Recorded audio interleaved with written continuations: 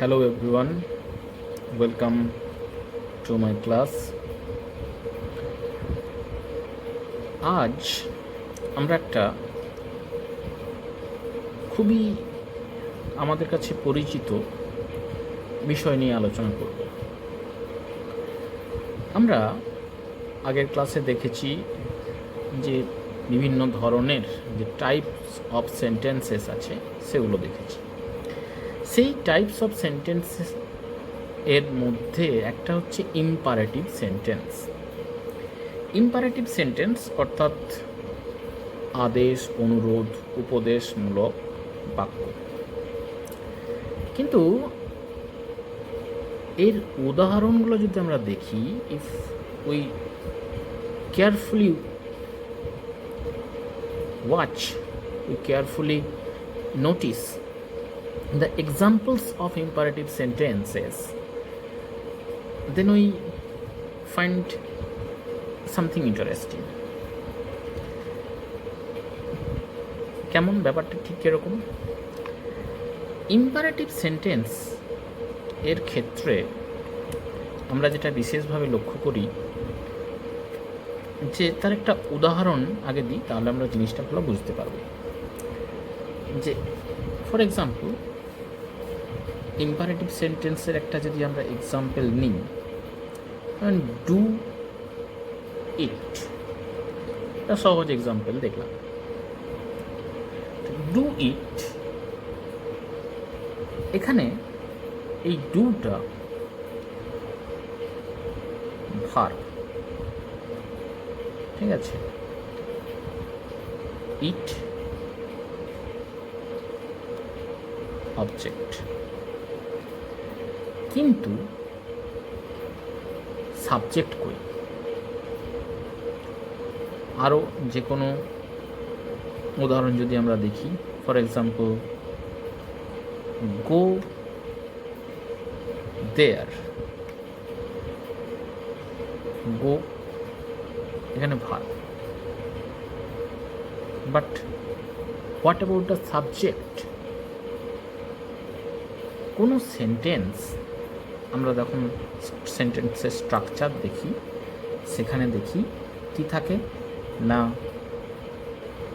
Subject থাকে, তারপর থাকে ভার্ব, সাবজেক্ট থাকে, তবে ভার্ব। কিন্তু ইম্পারেটিভ সেন্টেন্সের ক্ষেত্রে আমরা সেরকমটা দেখি না। ইম্পারেটিভ সেন্টেন্সকে আমরা প্রধানত দুটো ভাগে ভাগ করতে পারি, হ্যাঁবাচক বা অ্যাফার্মেটিভ এবং নাবাচক বা negative.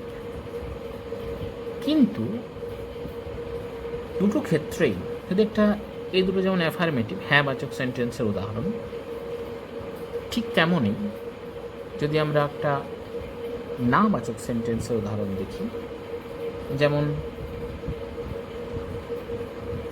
Do not do it, এখানেও ভার্বের আগে যে সাবজেক্ট সেটা কিন্তু আমরা দেখতে পাচ্ছি না। এই জিনিসটা আমার মনে হয় তোমরা খেয়াল করে দেখেছ। Actually imperative sentence does not have a stated subject, অর্থাৎ ইম্পারেটিভ সেন্টেন্স এর উল্লেখ করা, অর্থাৎ যেমন প্রত্যেকটা সেন্টেন্সের একটা সাবজেক্ট থাকে, সেরকম উল্লেখ করা কোনো সাবজেক্ট থাকে না। তাহলে এবারে যদি একটু ভালো করে আমরা সেন্টেন্সটা দেখি, প্রত্যেকটা সেন্টেন্স, সেটা অ্যাফার্মেটিভ হতে পারে বা নেগেটিভ হতে পারে, ইম্পারেটিভ সেন্টেন্সের অ্যাফার্মেটিভ সেন্টেন্স বা নেগেটিভ সেন্টেন্স যেটাই হোক, তো সেটা যদি আমরা একটু ভালো করে লক্ষ্য করি, ডু ইট, এটা সাবজেক্ট অ্যাকচুয়ালি উজ্জ আছে, ঠিক আছে। The subject of an imperative sentence is an implied second person you. প্রতি ক্ষেত্রেই যখন আমরা কিছু বলি, সেটা আদেশ হোক, অনুরোধ হোক, উপদেশ হোক, সে যে কোনো ক্ষেত্রে যেভাবেই আমরা যে সেন্সেই বলি, ডু ইট, এটা কর। অ্যাকচুয়ালি এখানে আমরা বলছি ইউ ডু ইট। ইউটা কি? ইউটা হচ্ছে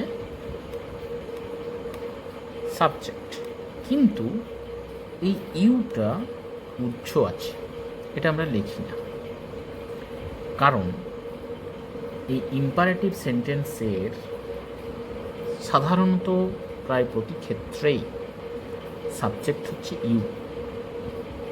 সে তুমি হতে পারে, তোমরা হতে পারে, তুই হতে পারে, আপনারা হতে পারে, ইউ, সাবজেক্ট ইজ ইউ। সেই জন্য আমরা যখন সেন্টেন্সটাকে লিখি ইম্পারেটিভ সেন্টেন্সে, সেটা সাবজেক্টটা আমরা উহ্য অবস্থাতেই লিখি। এরপর যদি এমন কোনো নাউন, যদি তোমাদের মনে হতে পারে যে এটা তো প্রোনাউন ইউ, কিন্তু সে জায়গায় যদি আমরা কোনো নাউনকে মানে সাবজেক্টে বসাই, দেখা যাক তাহলে। যেমন ফর এক্সাম্পল, ঋতু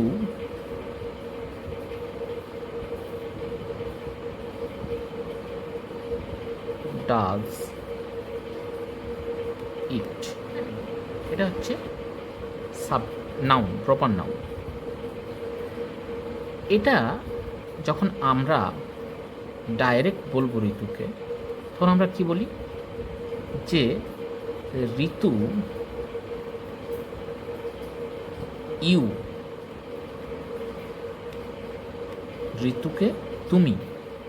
ঋতুর পরিবর্তে আমরা তখন ব্যবহার করি কোনো কমান্ড দেওয়ার জন্য, কোনো ইনস্ট্রাকশান দেওয়ার জন্য। ঋতুকে ডাইরেক্ট যদি আমরা ইনস্ট্রাকশান দিতে চাই, তাহলে কি বলি? ঋতু ইউ, তুমি এটা করো। তাহলে সেক্ষেত্রেও ঋতু ইউ ডু ইট। ঠিক আছে? এই জন্যই, অর্থাৎ যখন আমরা কোনো ইনস্ট্রাকশন দিই, কোনো কথা কাউকে আদেশ দিই, কাউকে অনুরোধ করি, সেক্ষেত্রে আমরা যেটা করি সেটা হচ্ছে কি, আমরা রিকোয়েস্টটা হয় বলি আপনি করুন, তুমি করো, তুই কর। সব ক্ষেত্রেই আমরা ইউটাকে অ্যাকচুয়ালি বলি। ঠিক আছে? সেই জন্য যেহেতু প্রায় সব ক্ষেত্রেই ইউ সাবজেক্ট হিসেবে ইম্পারেটিভ সেন্টেন্সে কাজ করে, তাই ইম্পারেটিভ সেন্টেন্স এর সাবজেক্টটা উহ্য থাকে, কারণ প্রায় প্রতি ক্ষেত্রে সাবজেক্ট হচ্ছে ইউ, সেকেন্ড পারসন ইউ। ওকে? তাহলে নেক্সট যখন তোমরা কোনো ইম্পারেটিভ সেন্টেন্স দেখবে, যেমন একটা যদি বলি রিড দ্য বুক, টিচার বললেন স্টুডেন্টদেরকে রিড দ্য বুক। অ্যাকচুয়ালি কি, এটা ভার্ব, রিডটা ভার্ব, এর আগে সাবজেক্টটা কি? You read the book, you read the book. কিন্তু এই যে ইউ, যে সাবজেক্ট, এটা উহ্য, কারণ প্রতি ক্ষেত্রেই সাধারণত ইম্পারেটিভ সেন্টেন্সের সাবজেক্টটা হয় ইউ। তাই জন্য আমরা ইম্পারেটিভ সেন্টেন্সের যে সাবজেক্ট, সেটাকে উহ্য রেখে সেন্টেন্সটা লিখি। বোঝা গেছে? যদি আমার এই ক্লাসটা তোমাদের ভালো লেগে থাকে, বা মনে হয় যে ক্লাসটা তোমাদের কোনো উপকার হচ্ছে ক্লাসে, অবশ্যই আমার চ্যানেলটা সাবস্ক্রাইব করবে, আমার ভিডিও শেয়ার করবে। See you next class. Till then, goodbye. Take care. সবাই খুব ভালো থাকবে।